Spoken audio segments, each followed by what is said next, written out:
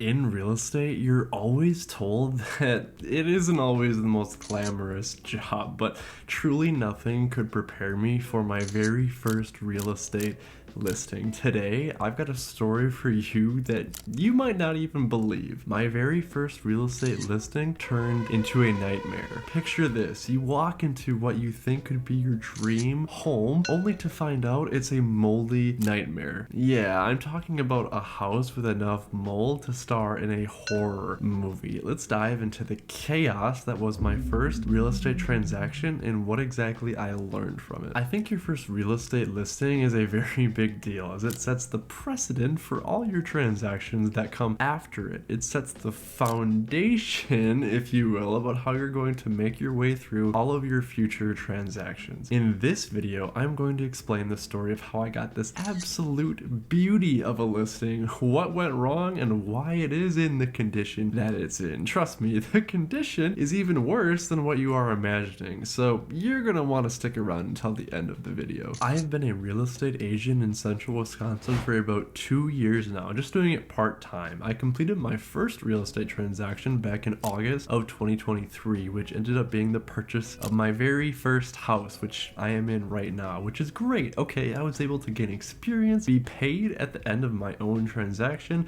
and comfortably walk through the biggest purchase I ever made in my entire life. But this was the buying side of the transaction. I still did not yet have experience on the selling side. It wasn't until February of 2024 that I got a call from a really good friend. My friend, who knows I am in real estate, called me with a potential lead in his family. At first, I was cautiously optimistic because in real estate, there are oftentimes a lot of calls that just don't really go anywhere. But someone in their family, my friend's family, who was older, was looking to potentially sell their house. The only caveat was that the house was not in very good condition and the member of the family had kind of let it go, you could say. So still with that info, I had the address of the house and I was able to look up the location on Google Maps and just realize that it's in a great spot. Since my friend's family member was older, they needed help moving their personal belongings out of the property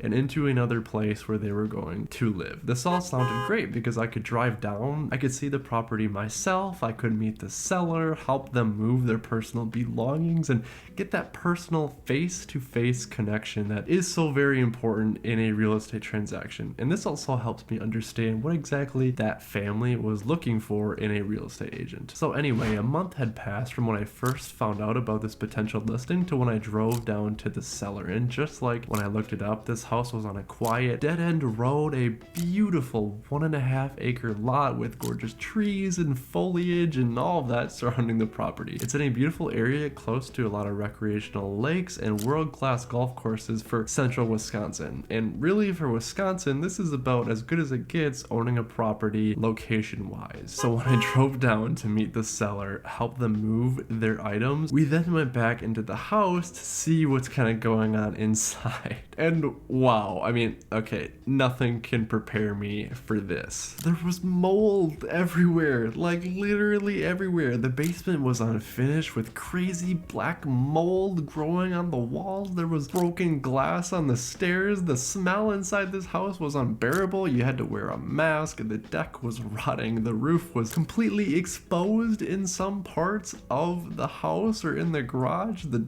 doors couldn't even stay latched. Plus, they were leaving behind a lot of old personal belongings, so a potential buyer would have not only to clean up the house, they would have to clear out the house and clean up the mess. Okay, obviously, with all of that in mind, the seller was looking to sell as is. To say the least, I knew I was going to have my work cut out for me. If you remember, I've never had a real estate listing before, so I had many questions while walking through this very unique property, to say the least. I had questions on how to fill out the forms and how to actually explain the forms to the seller and the general process, but luckily I do have a great broker who was very willing to assist me in that process. So with those questions answered, the seller was looking to me for a price on how much this property might be worth. How exactly can you come up with a price on something that's worn down, moldy, and who knows what's probably living in it?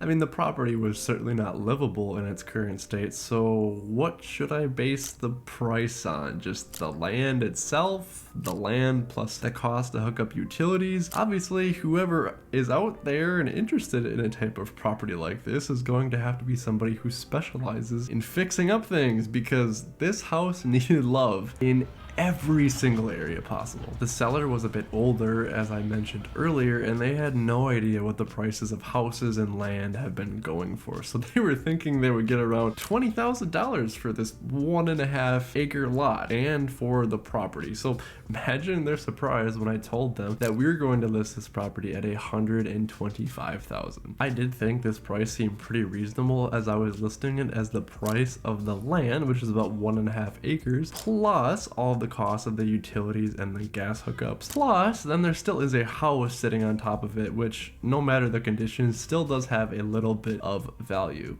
So, with that information, we listed it. In as little as a week from the time we first met with the seller to the time the listing went live, it was in the MLS, ready to be shown. In the listing description, of course, I made sure to explain the situation fully. I showed pictures of the mold, or the mold-like substance, because we didn't actually have it tested for mold. After the listing went live, I was pretty nervous, as one does not know how the market will react to such a unique property like this. Going into the listing, I thought it would take a little while to find a buyer that was interested in a listing like this, but to my surprise, this was the total opposite of what really happened. The same day the listing went live, as well as a few days after, my phone was ringing, and it was ringing non-stop. I had so much interest and calls from just people wanting to see this property or to show this property.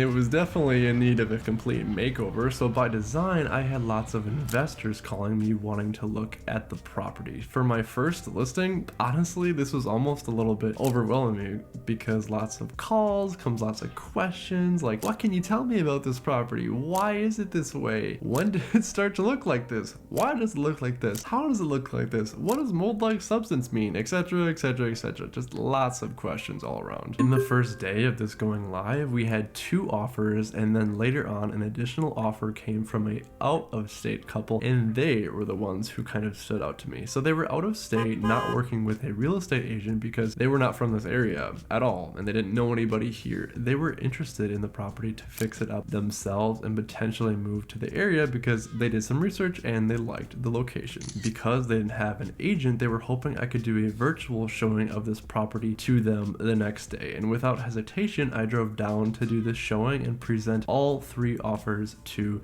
the seller. I don't think I can elaborate too much about each offer, but what I can say is that the out-of-state buyers had a very fast closing, all cash, no contingencies, with the purchase price of $120,000, which is only $5,000 lower than asking price. So quite obviously, an offer like that was impossible to beat. Who wouldn't like an all-cash offer on their property? The other great thing about a situation like this is that I was on the buying and the selling side of the transaction, so for anybody who knows about real estate commission, that means I earn double.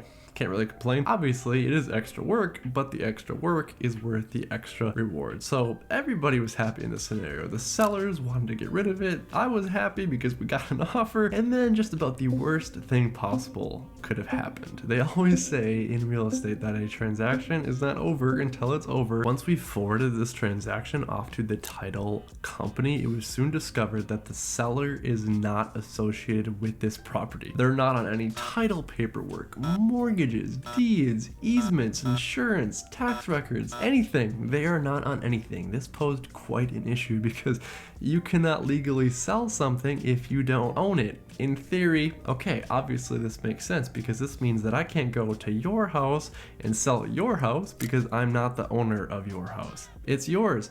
I can't sell it because I need to be on the title of it. The issue is this: the person whose name was on the title was the seller's deceased spouse, and the seller was just living in it while they were paying taxes on it. They were married, but the person on the title owned the property before they were married, and the seller was not on any paperwork because of that. When somebody is alive, it's very easy to add somebody the title of a house. But how does one do that when they're no longer alive. And then to make matters even more confusing, this couple had children from each previous marriage, so everybody just kind of wanted a little piece of the pie when it came to the selling price, because some of them are entitled to that money. To resolve something like this, the seller had to go to a real estate attorney, because I, as a real estate agent and the title company alone, cannot resolve an issue like this. Just because the seller lived in the house and paid taxes on it, unfortunately does not mean that they're the owner of that property. The government doesn't really care who's paying taxes on that property, just as long as they are paying the taxes or somebody's paying the taxes. So to get this issue resolved, each descendant of the deceased spouse had to sign a piece of paper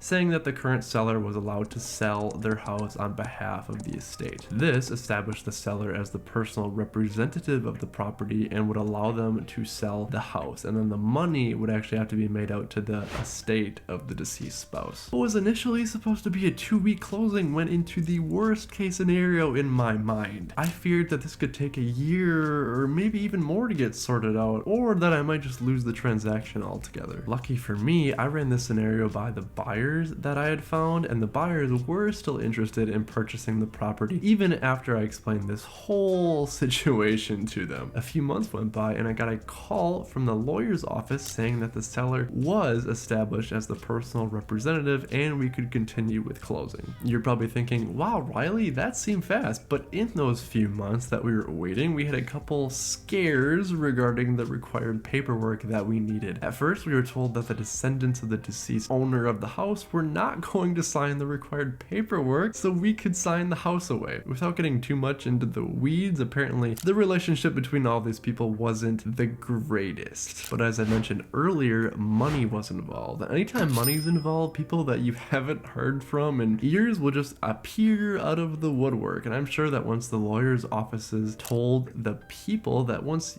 you just sign some papers, thousands of dollars of money will appear in your bank account. Well, I'm sure that changed their attitude a little bit. Once this family situation was resolved though, the only thing left was to wait a few weeks for closing so the title company could continue with the transfer of the title. Basically everything that they were going to do in the first place, but actually do it for real this time. So after the seller was established as the personal representative, the title did not have any other issues, but then we were able to schedule the actual closing. There was one other small little hiccup on closing day, that the buyers were having an issue actually transferring their closing funds. For some reason, they decided to wait until the last day, so the day of closing, to actually transfer the funds. Well, not so surprisingly, the bank didn't really like them transferring $120,000 all at once. It wasn't just as easy as clicking a button. So yet again, I didn't think the money would actually be there in time for the scheduled closing, so it would get delayed or canceled again. A little bit of back and forth on where to send the money and by what time and to who and all that stuff, but the money finally showed up and title could see it on their end just about an hour before closing. So we could finally close. So I first started this transaction in February of 2024 and I finalized this transaction in June of 2024. In the end, I was able to guide somebody through this very difficult real estate transaction, one that would have never been able to be accomplished on their own. And I made sure to stay calm and patient with the seller through this whole process. This is also a very good message to any potential real estate agents watching this video that I'm certainly not a real estate expert, but if I was able to navigate and figure out this nightmare of a first real estate listing with honestly very minimal guidance, trust me, you will be able to do it as well. Look at it this way. I'm not sure if you could have a more difficult first real estate listing than the one that I just explained to you today. So with that nightmare out of the way, do you have any other crazy real estate stories? I find it hard to believe that one could have more twists or more turns than this one, but perhaps I'm wrong. Maybe unfortunately. Feel free to let me know down below in the comments any crazy real estate stories that you have, because I would love to hear from you. So anyway, this has been Riley with the Riley Reform channel. I hope you enjoyed this little bit of a different video today, but as always, I hope to see you in the next video, and I hope your day is as pleasant as you are.